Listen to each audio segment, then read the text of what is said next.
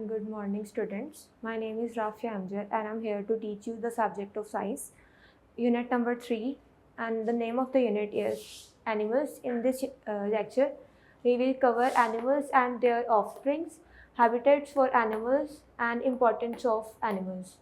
Let's start the reading from page number 43 of the book. Okay, open page number 43. The first heading on this page is Animals and their offsprings. Some animals give birth to their young ones, and from birth they resemble their parents, such as cat and kitten, lion and cub, hen and chick, etc.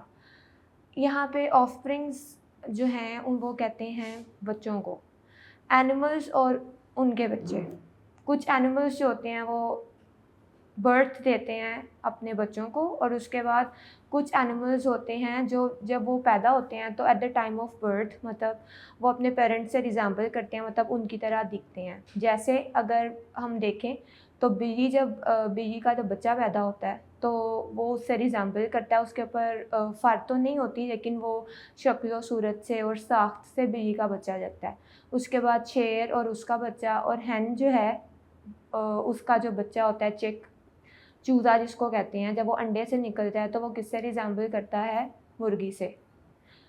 अब हम move करेंगे next heading पे, some offsprings are different from parents. वो कहते हैं कि कुछ जो जानवरों के बच्चे होते हैं वो अपने पेरेंट्स मतलब जानवरों से मुख्तलिफ नज़र आते हैं। सम एनिमल्स ले एग्स, कुछ जानवर जो हैं वो अंडे देते हैं, such as frog, butterfly etcetera, जैसे मेंढक और तितली। In the beginning, their young ones have different shapes, but when they grow up, they resemble their parents. वो कहते हैं कि जब वो अंडे से निकलते हैं तब जो young ones होते हैं, वो बच्चे होते हैं जानवरों के, वो उनकी जो शक्ल सूरत होती है, जो साख्त होती है, वो मुख्तलिफ होती है, लेकिन वो जैसे जैसे बड़े होते जाते हैं तो उनकी जो रिजेम्बलेंस होती है वो अपने पेरेंट्स से नज़र आना शुरू होती है। मतलब वो नज़र आते हैं कि ये तितली जो है ये ग्रो कर रही है तितली के अंदर, या जो आपका फ्रॉग होता है, जैसे अब अगर हम देखें तो सबसे पहले उसका एग होता है, फिर टैडपोल से जब वो ग्रो करना शुरू करता है उसके फिन्स बनते हैं, फिर आगे से लेग्स बनती हैं, तो वो फ्रॉग की तरह नज़र आना शुरू हो जाता है। अब नीचे हमें 2 लाइफ साइकिल दिए हुए हैं, एक बटरफ्लाई का और एक हमें फ्रॉग का दिया हुआ है। अब हम इसको देखेंगे। Caterpillar looks different from butterfly. अब देखें जो कैटरपिलर है, अगर आप गौर करें तो हमारे घर में जो अगर आपकी जो मदर्स हैं वो गोभी हमारे घर जब आती है तो अक्सर उसके जो पत्ते होते हैं उनमें से ये जो कैटरपिलर होता है ये निकलता है, ये भी रेंगता है। तो जब अगर आप उसको गौर से देखें तो वो बिल्कुल आपको नहीं लगेगा कि वो कहीं से भी तितली की तरह नज़र आता है, लेकिन जब वो ग्रो करता है, जब वो बड़ा होता है तो वो बिल्कुल तितली की तरह जो है वो बन जाता है।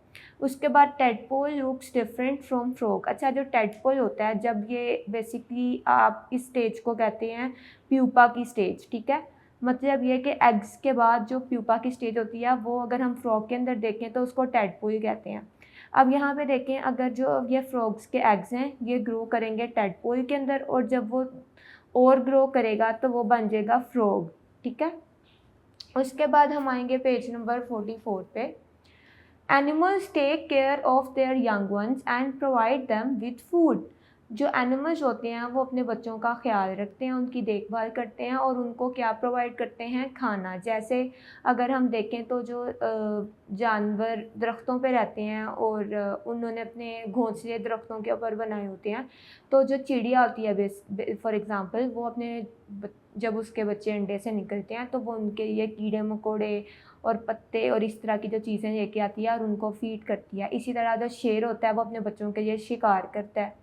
अब यहाँ पे टॉप राइट पे यहाँ पे एक बॉक्स दिया हुआ है इंटरेस्टिंग इन्फॉर्मेशन। यहाँ पे उन्होंने बताया हुआ है कि जो जानवर के बच्चे होते हैं उनको हम क्या कहते हैं? बटरफ्लाई जो होती है उसके बच्चे को हम कहते हैं कैटरपिलर। डक जो है उसके बच्चे को हम डकलिंग कहते हैं। कैट के बच्चे को किटन, डॉग के बच्चे को पपी, एलिफेंट के बच्चे को काफ, फ्रॉग के बच्चे को टैडपोल और जिराफ के बच्चे को भी काफ कहते हैं।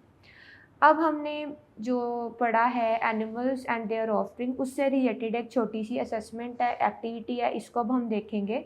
Match the animals given below with their young ones by drawing a line. अब हमने क्या करना है? सबसे पहले उन्होंने पेरेंट्स और यंग वंस की पिक्चर्स दी हुई हैं और हमने लाइन की मदद से उनको मैच करना है। अगर हम फर्स्ट पिक्चर देखें तो ये डक की है। अब हम यहाँ पे ढूंढेंगे कि डकलिंग कहाँ पे बना हुआ है। जो फर्स्ट पिक्चर है वो टैडपोल की है, सेकंड वन कैटरपिलर है, थर्ड वन जो है वो काफ है, उसके बाद फोर्थ वन पे जो है बॉक्स वो उसमें बनी हुई है डकलिंग की पिक्चर।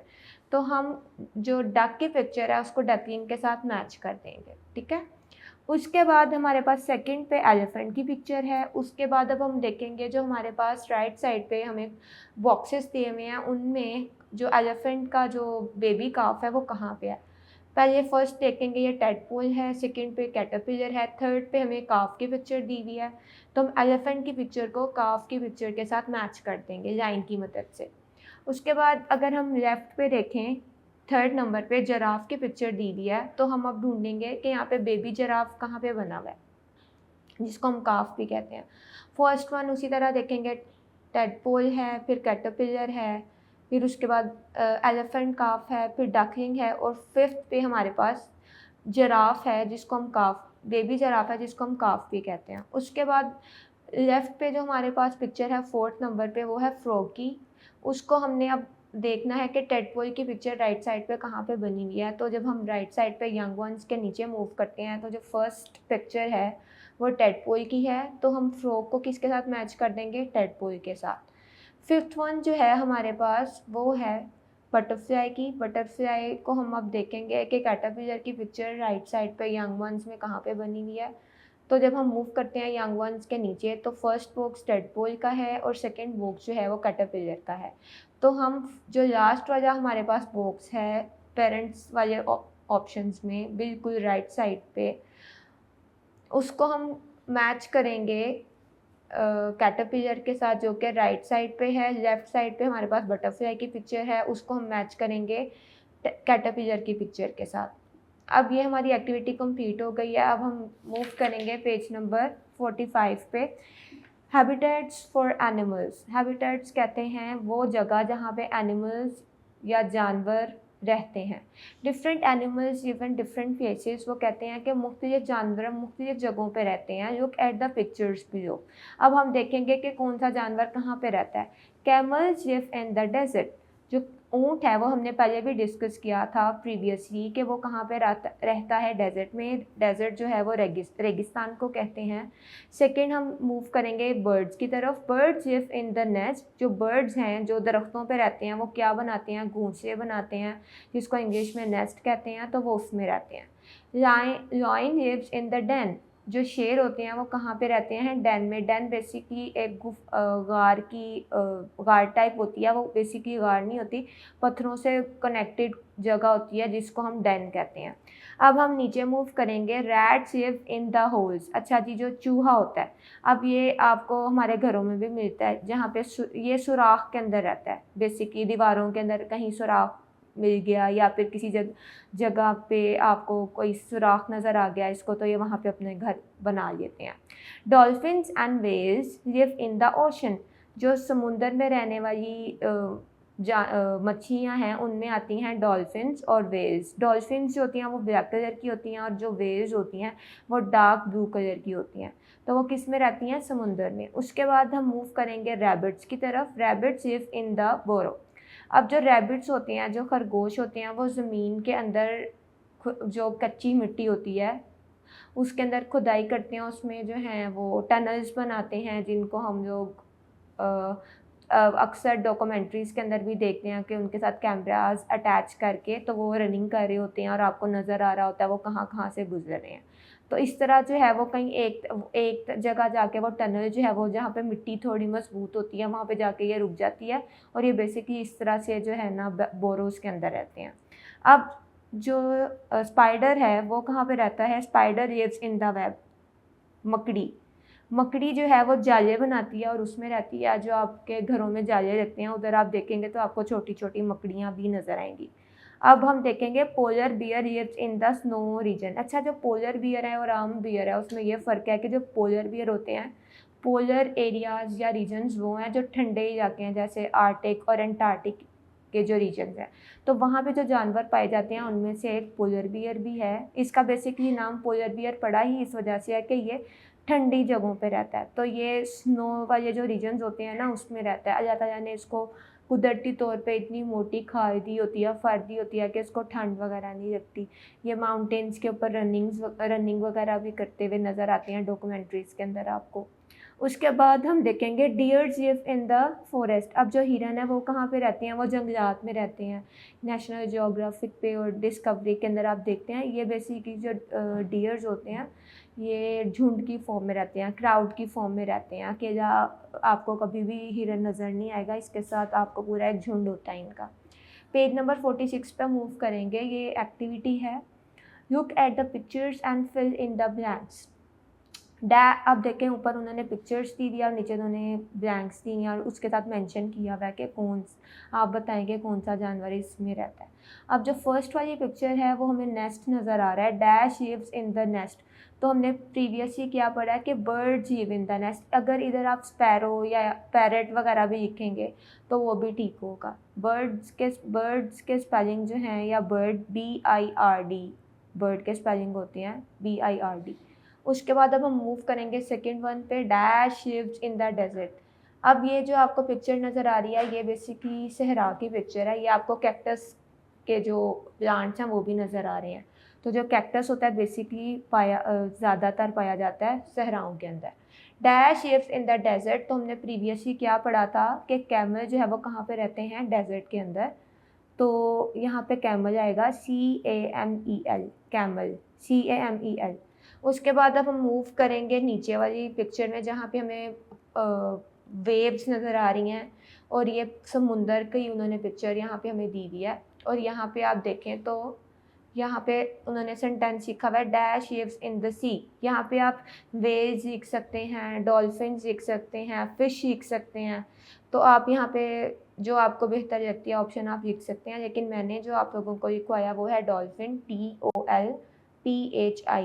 DOLPHIN जो है वो इसके स्पेलिंग होते हैं। अब आगे अगर आप मूव करें तो आपको ये मैंने आपको बताया था कि ये पत्थरों से बना हुआ कनेक्टेड कुछ छोटी सी जगह होती है जहाँ पे कौन रहता है, प्रीवियसली हमने डिस्कस किया था लॉइन। तो उन्होंने लिखा हुआ है dash lives in the den. तो यहाँ पे क्या आएगा, लॉइन, LION लॉइन। अब ये हमारी एक्टिविटी कंप्लीट हो गई है। अब हम मूव करेंगे पेज नंबर 47 पे, जो कि हमारा लास्ट टॉपिक भी है, इम्पॉर्टेंस ऑफ एनिमल हस्बेंड्री और फार्मिंग। अच्छा जी, अब इधर हमने ये देखना है कि एनिमल्स जो हैं वो जानवर हैं, हमें उनसे कौन कौन से फ़ायदे हासिल होते हैं। Domesticated animals are also called cattle. वो जानवर जो हमारे घरों में पाए जाते हैं उनको हम कैटल भी कहते हैं, मवेशी जिनको कहा जाता है उर्दू में। Farmers raise livestock along with farming. जो किसान होते हैं वो मवेशी भी पालते हैं खेती बाड़ी के साथ। Cattle rearing is the occupation of village people from which they get many benefits. जो मवेशी पालना होता है वो एक बाकायदा जो है वो एक प्रोफेशन है, ऑक्यूपेशन है, और वो किनका है, वो उन लोगों का जो गांव में रहते हैं, ठीक है। और उससे ना सिर्फ वो उनको पालते हैं, उनको बड़ा करते हैं, बल्कि उनसे बहुत से फ़ायदे भी हासिल करते हैं।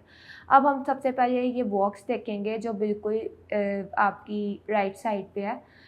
Cause can sleep while standing. अब वो बता रहे हैं कि जो गाय या भैंस वगैरह होती हैं वो खड़े खड़े जो हैं वो सो जाती हैं, ठीक है।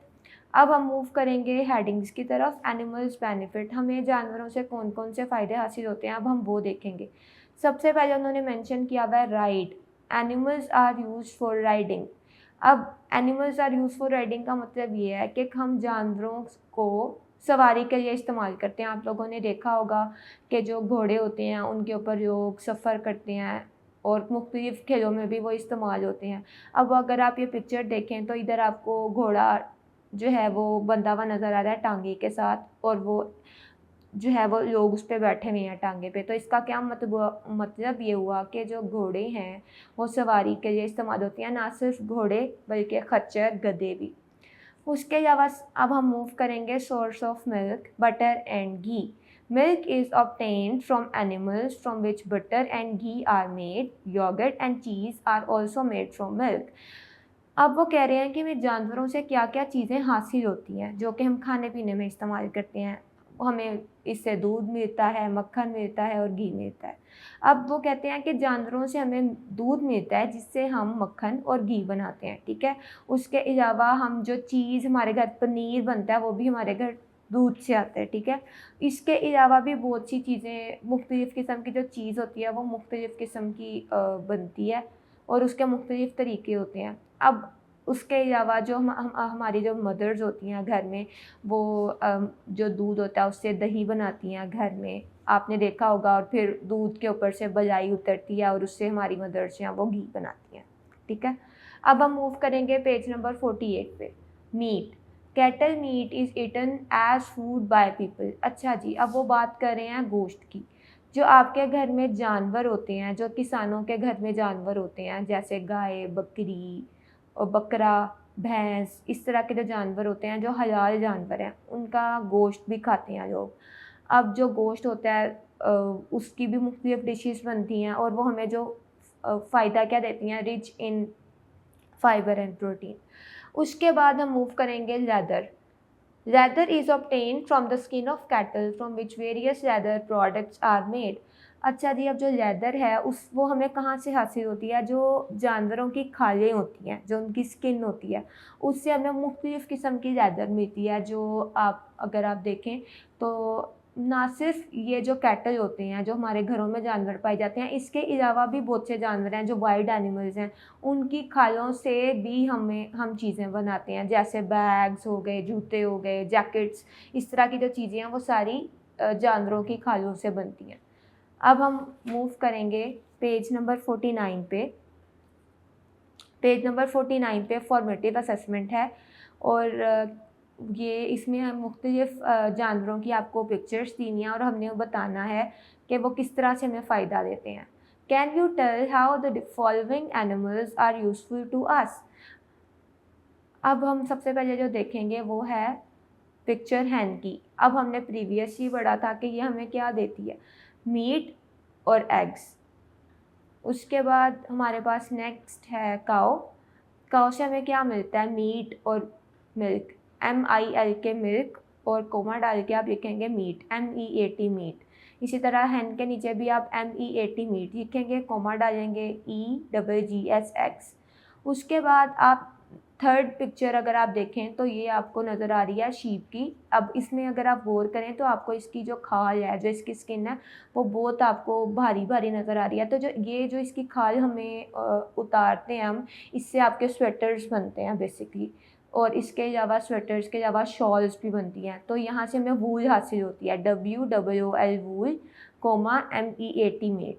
अब हम मूव करेंगे नेक्स्ट पिक्चर की तरफ और ये हमें है नज़र आ रही हॉर्स की। इसको हम लोग यूज़ करते हैं राइडिंग के लिए, या आप यहाँ पे राइड भी लिख सकते हो और राइडिंग भी लिख सकते हो।